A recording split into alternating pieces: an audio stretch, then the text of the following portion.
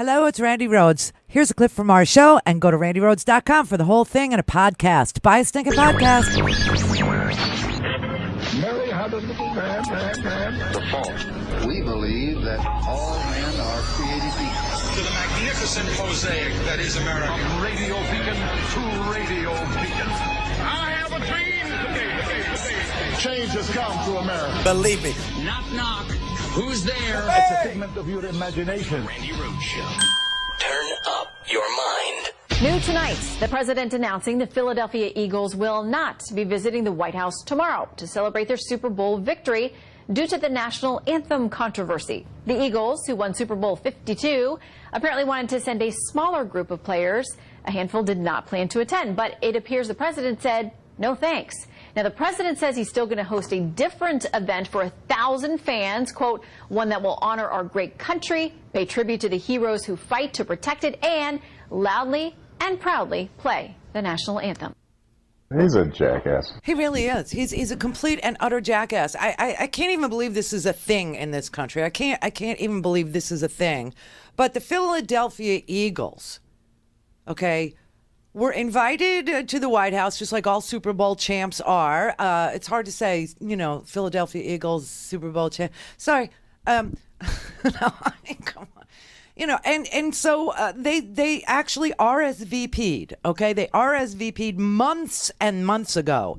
80 of the team members, not just players, coaches, all people, who are on the team, 80 of them RSVP'd that they would attend the White House celebration of them, okay? There's a celebration of them. And Donald Trump started lobbying the NFL owners, like it's a plantation or something, right? The owners. He lobbied the owners and forced them to agree to not talk to the players, not consult the players, not ask the players, what do you want us to do, or how should we get through this, or what is the thing, and just made a rule that said you will either stay in the locker room or you will come out and you will, stand up for the national anthem. And when Trump lobbied the owners and the owners neglected to consult the players and just passed the rule to placate, this crazy president who loves this national anthem issue more than he loves, anything else, is an issue that divides the United States. Anything that divides us is a useful tool for Donald Trump. Okay, and so after the owners inflicted this rule on the play, and nobody's violated this rule, by the way, because it's off season. Nobody's violated the rule, okay? Because there's been no game. So anyway, but after they invoked this rule, the owners did at the behest of Donald Trump, then the Philadelphia Eagles players rescinded their RSVPs, and this is weeks and weeks ago. Okay, remember when this happened? That's when they said, "Well, we're not going to go to the White House," and so only 10 players said that they were willing to go. 10 players said that they were willing to go. You know what's really interesting, though? None of the Eagles protested at all last season. Not one of them. And Fox is running this Looney Tunes B-roll that shows them in prayer, literally praying. They are taking a knee for prayer. And Fox News, the lying sacks of... I told you, this thing is unwatchable. It is absolutely unwatchable if you have half a brain. Now, most of America, that's what they have, is half a brain. And I'm counting on that half to work. If you have half a brain and you know anything about the NFL and you know anything about the Super Bowl champs last year, then you know that not one Eagles player protested during the national anthem last year. So this has nothing to do with what Donald Trump is tweeting that it has to do. He's saying they're disrespectful to the national anthem. Fox News is running B-roll that shows them praying and saying this is them. They're broadcasting images of the Eagles players kneeling in prayer. They insist on freedom of speech as part of the First Amendment. They insist that but apparently freedom of religion in the NFL is not available to players either. I don't even understand it. I really don't. But, apparently the president just didn't want to be embarrassed when only 9 players or 10 players showed up. And if he's so sensitive about being embarrassed, why does he have Rudy Giuliani as his attorney? Just a question. But here you have a president of the United States who's trying to make some sort of a denuclearization agreement with Kim Jong-un, and he can't even get enough men on the field to run a play at a party for them. They don't even want to go to a party that's being thrown at their behest for them, to honor them. They're like, I can do without it, really. I just can't. So, listen, this is just an issue that stirs up his rabid base. That is what this is. So, check this out. He just insulted the most rabid fan base of a team in Pennsylvania, which, by the way, is a state that he's going to need to win any chance of re-election that he might have. And, by the way, because their district maps were just declared illegal, they could actually provide enough House seats for an impeachment. Stupid man. Dumb. I mean, Donald, why not just go piss off the rest of the state and wipe your ass with the Steelers' terrible towel? Why not just do... Even the Steelers fans are now rooting for the Philadelphia Eagles, and that never happens. Oh, my God. He's bringing us together, everybody. He's bringing us together. I'm scared. Oh, my God. Oh, my God. But wait, there's more. So now Sarah Sanders, of course, has to lie about it because that is what she does. That is what she does, okay? The smoky eye palette. Remember, the smoky white lies, and then a little bit of gray area in the crease, and then you do the wing with, her black voodoo. I'm turning on bread is what I'm doing there. But check this out.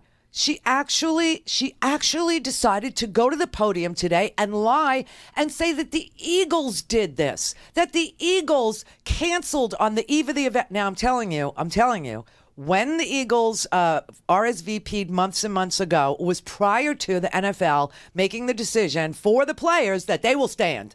And the Eagles did not protest last year at all during the national anthem, just so you know that, okay? And then after the owners did this thing at the behest of Donald Trump, that is when they RSVP'd back and said, sorry, we can't make it. And about 10 players were going to show up. And, this man has performance anxiety. He really does. I mean, he's just so scared to look as small as he is. So he canceled. And he canceled yesterday. So they asked him, what's the deal? What's going on with the Eagles?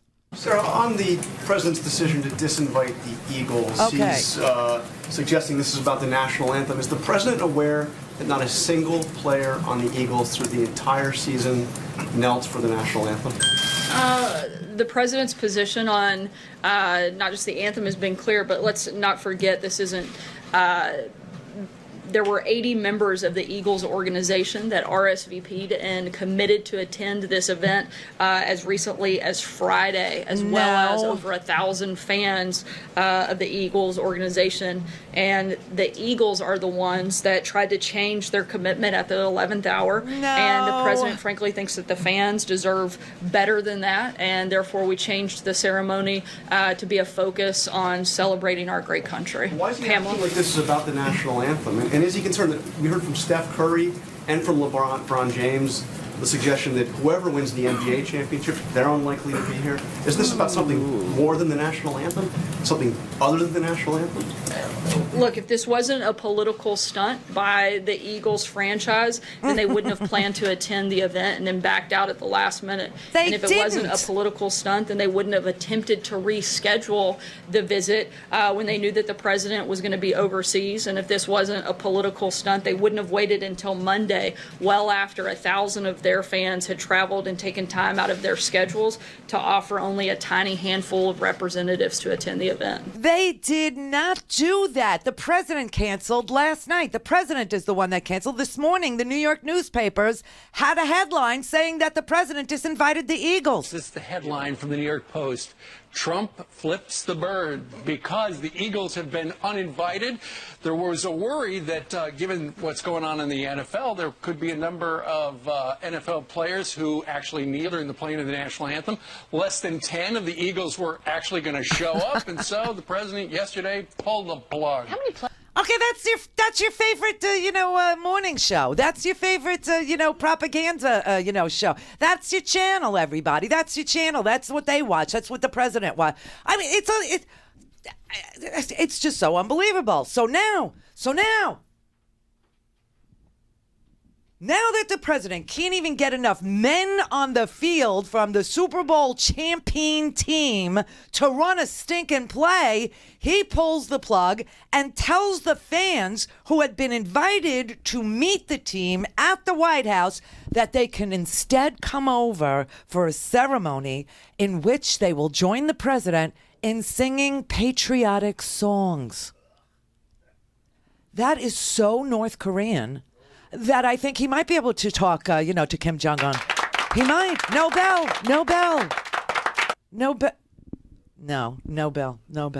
I have to tell you, this is so amazing. I mean, she just stands there and lies.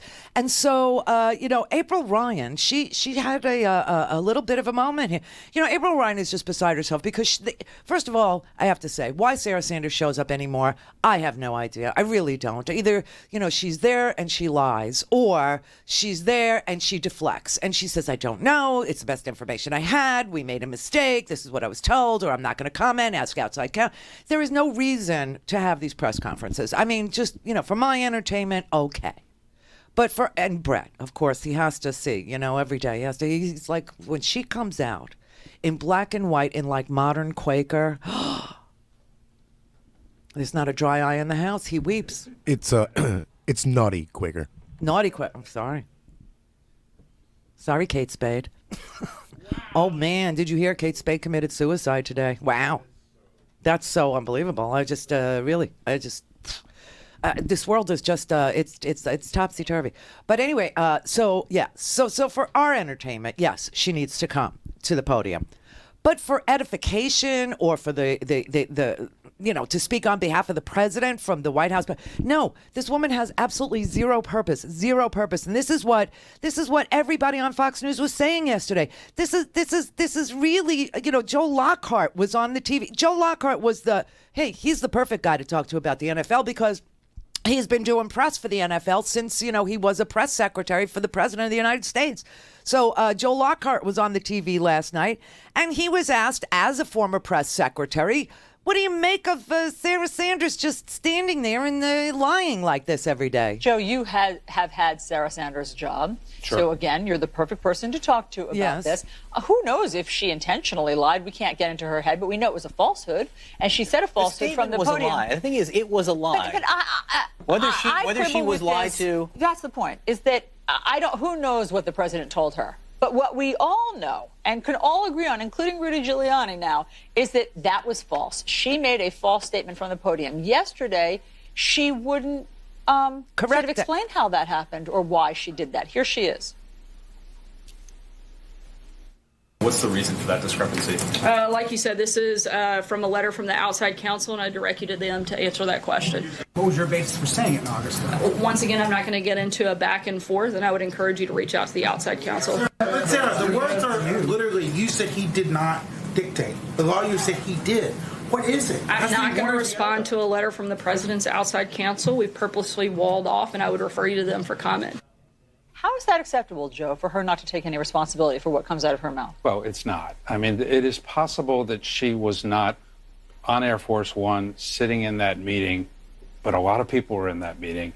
It is not possible that with all those people involved, after she said it, when they were coming to grips with coming clean on this, that she didn't know, which means she stood up there for months, knowing that she'd put on the record that he hadn't done this and hadn't corrected it. And then yesterday made it worse by not addressing it. So I think, I think yesterday was sort of the watershed moment for her.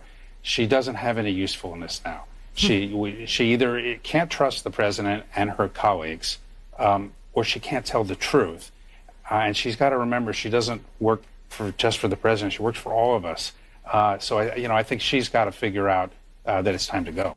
Give me a break. Give us a break. I mean, honestly, she has to figure out it's time to go, doesn't she? I mean, she has to.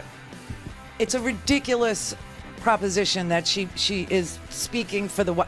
Now, that was about the Trump Tower meeting, and the fact of the fact of the matter is that Trump dictated the letter to cover Don Jr.'s ridiculous meeting with Russian spies at Trump Tower with Paul Manafort and Jared Kushner, Natalia Veselnitskaya, what's his face, the Agararovs, and translate. I mean, Donald Trump dictated that letter. His lawyers have been lying to us for more than a year, and we know that they're lying because there are emails from Don Jr. that clearly show that Rob Goldstone and the Agararovs were saying that Putin was very pro-Trump and wanted to help, and the official government position of Russia was, hey, we got dirt on Hillary Clinton. We'd like to give it to you. Go to RandiRhodes.com for the whole thing and a podcast. Buy a stinking podcast.